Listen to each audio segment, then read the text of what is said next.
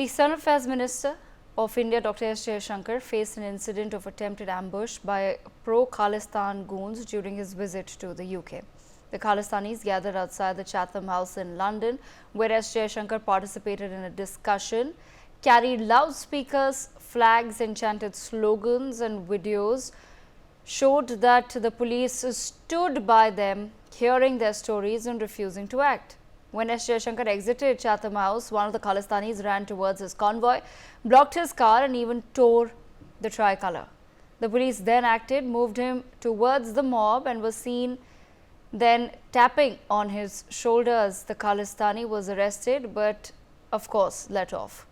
The role of the cops in this incident has raised the questions of whether they were told not to act. S. Jaishankar has raised the Khalistani extremism in his meeting with K.S. Starmer just a day before this incident. Not a single statement has been made by the UK government until now. But the MEA has flagged misuse of democratic freedom by speech and also reminded UK of diplomatic obligations. Looking at the manner in which UK has rather responded to this security breach, questions now must be raised. What if something similar had happened to K.S. Starmer or UK government officials in India? In 2023, the same elements who vandalized the Indian High Commission were also let go, and now the situation continues to escalate.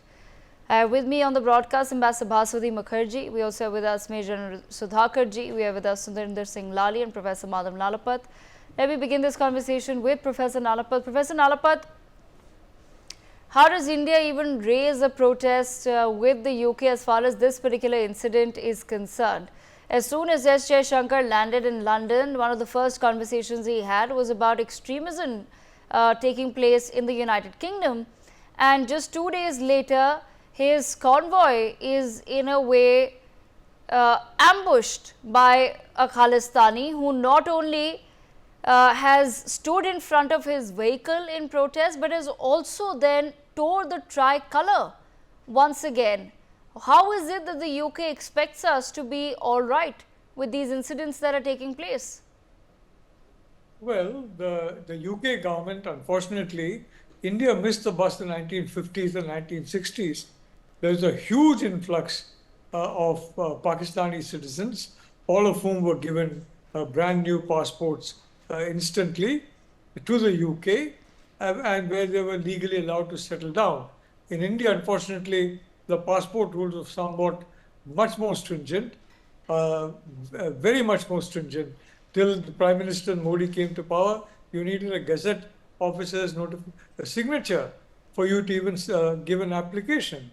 So there's a huge vote bank of these Pakistani people who have very little love lost for India, to put it mildly, and the tiny fraction of the Sikh community that is supporting this movement.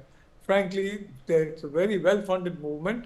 It's a very profitable movement for several of them. They are allowed to get away because of the huge, immense Pakistani vote bank of the Labour Party. Don't forget, there's a very strong Corbynite element, Jeremy Corbyn, a very strong element of that in the Labour Party. And electorally, Keir Starmer cannot afford to antagonize these people. Many constituencies in the UK are marginal, and several of them are represented by Khalistanis, mainly with the support of the anti-India Pakistani community. Those elements of the Pakistani community that are anti-Indian. So don't expect the UK government to do very much about it. They're not going to do anything about it. They're going to look at the politics of it. And I think you will be reminded of a gentleman called Justin Trudeau, who's still the Prime Minister of Canada. And the same thing has happened in Canada repeatedly. And for the same reason, electoral reasons. You know, getting the vote, getting a parliamentary seat is worth any principle, and frankly, even the principle of protecting the foreign minister of a Commonwealth country that is the largest democracy in the world. So don't expect any action. It's not a surprise that this perpetrator was let off. It's no surprise that nobody has been arrested. And that's been the pattern in Canada under Trudeau and the UK. Well, previous governments also, unfortunately, but very much so under Starmer, because the very strong Corbynite influence in the party that basically supports the tiny fraction of the very noble Sikh community that backs this a very violent movement that has caused so much of killings and massacres and terror in Punjab, a wonderful province, suffered so much. So I'm sorry, Devika, I'm not expecting any real action from Prime Minister Starmer.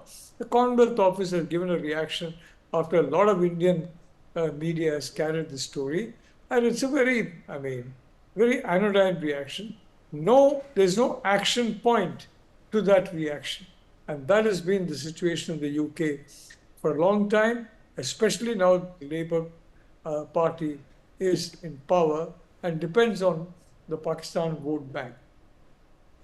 All right, I want to bring in Major General Sudhakarji into the conversation as well. Major General Sudhakarji, in the videos that have now emerged of this entire incident, one thing is very clear that just like the cops didn't have much to do when these Khalistani goons were,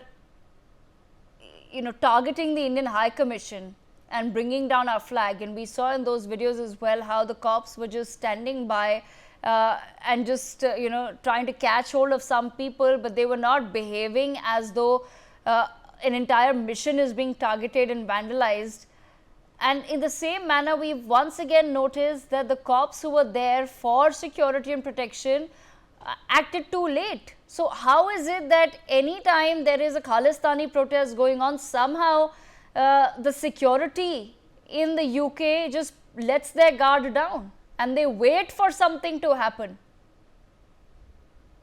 Yeah, Devika, good evening. Thank you for getting me to your show, and compliments to very distinguished previous panelist, Professor Nalapat. As regards the question which you have raised, there are multiple aspects which I wish to highlight, but the time won't permit. But let me start that there is nothing alarming. It is a new normal in 21st century, which in some form, way or the other, Professor Nalapat beautifully covered. We have to find our way ahead. How do we grow unhindered in our economic objective, in our military might, in our diplomatic outreach, or in the information paradigm, or the new paradigms which are emerging by the day, electromagnetic, your space, your autonomous support system. Now AI has become an obsolete thing. There are regenerative AI and organized intelligence mode people are talking of. So we need to find our way out and way ahead, and we need to strategize ourselves. I personally feel, my take on the whole issue is, I tend to agree with your preamble, your observation. These are very stage managed as if hand in glove. They are there just for the sake of it, just for the formality purpose. It will continue the same way. Even if we consolidate our data, present the facts and figures, nothing much is going to happen. But still we must continue to do it. But I have a way forward, if you allow me. The way forward is that, given the fact that this new normal is gaining strength by the day, whether Australia or I5 particularly, or Canada or USA, UK, such like countries, I think we need to take the matter seriously, because this is a very serious breach. It cannot be taken lightly. The Minister of External Affairs of the rising India cannot be attacked in this manner, in a staged manner. It's to me, as a military general, it appears that it is a premeditated act. So therefore, we need to make enough noise at the right place at the right time to elicit some kind of a response which is visible on the ground. If that doesn't happen, then perhaps the factor of accountability somehow or the other has to be focused on, and we need to actually press on till we get a suitable response. But still will not get the response. What I'm coming to is, Devika, that there is a need at the national level to have a consolidated, comprehensive information warfare vertical led by a political leadership with well qualified. It's happening in piecemeal. Different parts and departments, BSF has got something, Army has got something, Air Force has got something. All these things have to be put together in form of an information warfare paradigm, and we need to anticipate. The hallmark of any kind of security architecture is to anticipate the threat, take preventive measure. If that can happen, perhaps nothing can beat India becoming the shining 30 trillion or more than that by 2047 and before that. Back to you, Devika. All right, I want to bring in Mr. Surinder Lali into the conversation as well. Mr. Lali, your reading of everything that has happened and the fact that the UK government has been rather quiet on the entire incident. It is only now, as I had mentioned earlier, that a statement has come from the Foreign, Commonwealth and Development Office. But if the roles were reversed and a Keir Starmer was heckled or ambushed here by a free Ireland or a free Scotland protester, I don't think that the UK would expect us to just be mute spectators and be quiet if we can't even give if they can't give protection to our foreign affairs minister who is there on an official bilateral visit. What can we expect now happening in the future on the ground in the UK as far as the safety of other Indians is then concerned, if they're going to give such a free hand to these Khalistani goons? Thank you, Devika. Devika, one of my favorite quotes is that God forgives, but karma doesn't. Now, why am I telling you that? Devika, while we speak, there are 27 leaders from the European Union who've gotten together in Belgium to raise 800 billion euros. Why?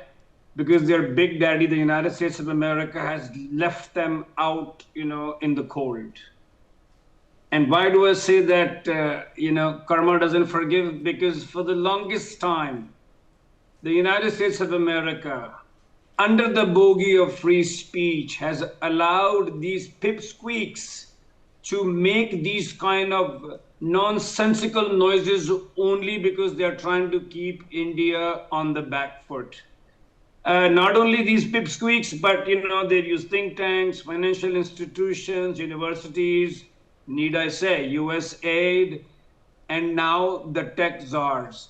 So this is all part of, as Major General Sudhakarji said, this is all part of a conscious strategy.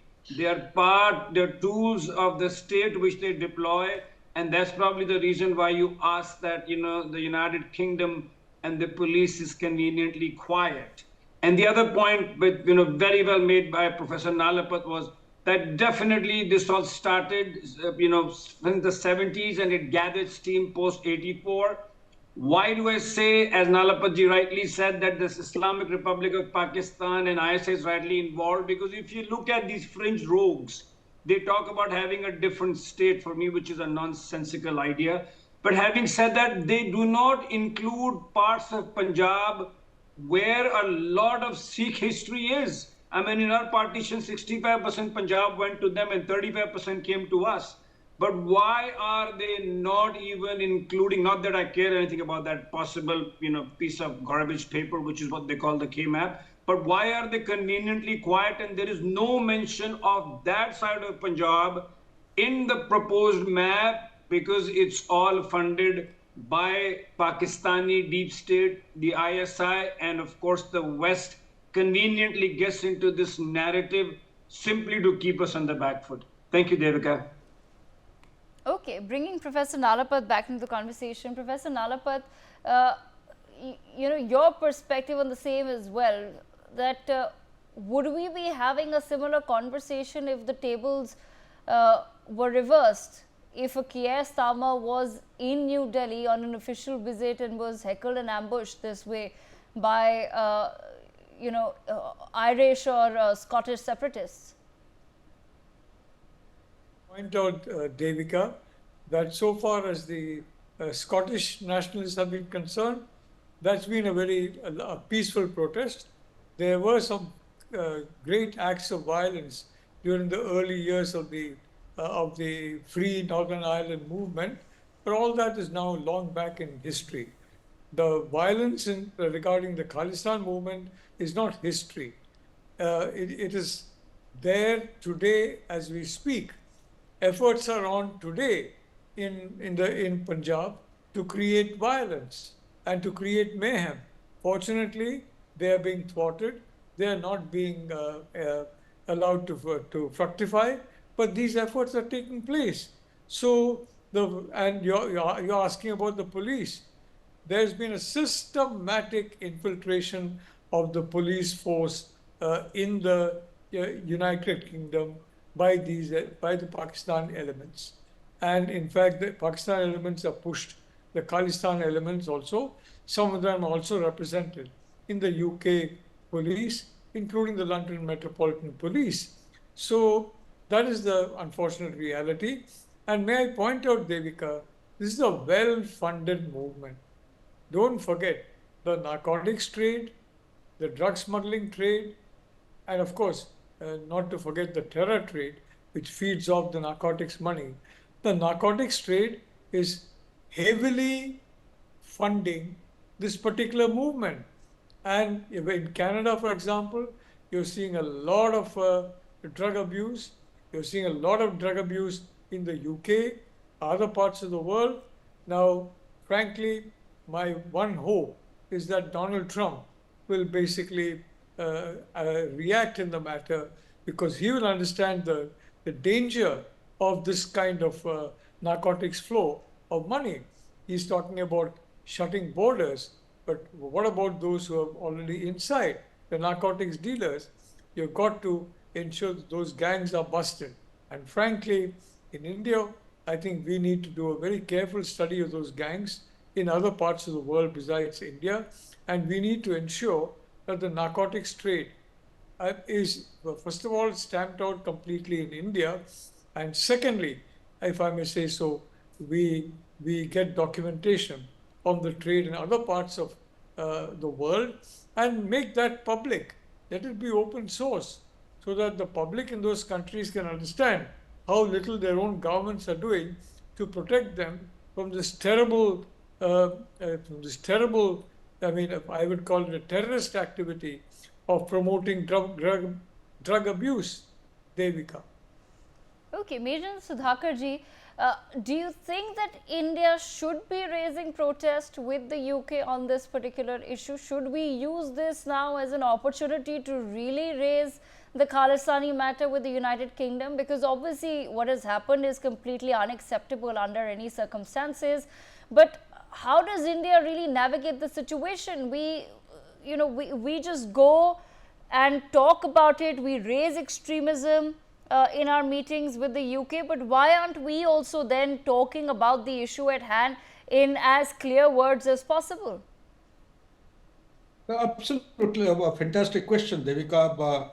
Not meaning to draw parallel with Netanyahu, take your mind back to September 2023, followed by 24 also in the United Nations General Assembly.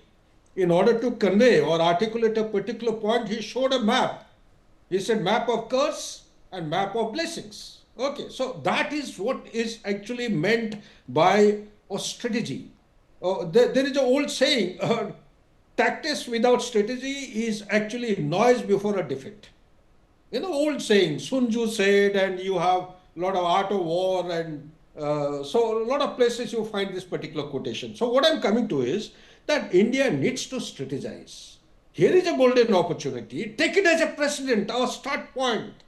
For God's sake, regardless of the outcome, whether something happens or not, we need to make noise, tell people in the world, show them the map of the India. Not the half-cut map, the whole complete Pakistan occupied J&K should be part of India. The Gilgit-Baltistan should be part of India. And what Mr. Lali is trying to highlight, that also should be told to the people, that Punjab is an inseparable, integral part of India. If at all there is a Khalistan to be created, let it be created in the Punjab or Pakistan. Why aren't they talking about it? We need to make noise. Information warfare is about the epistemic, about cognitive, and about also the information domain, which has got information, misinformation, disinformation, and malinformation.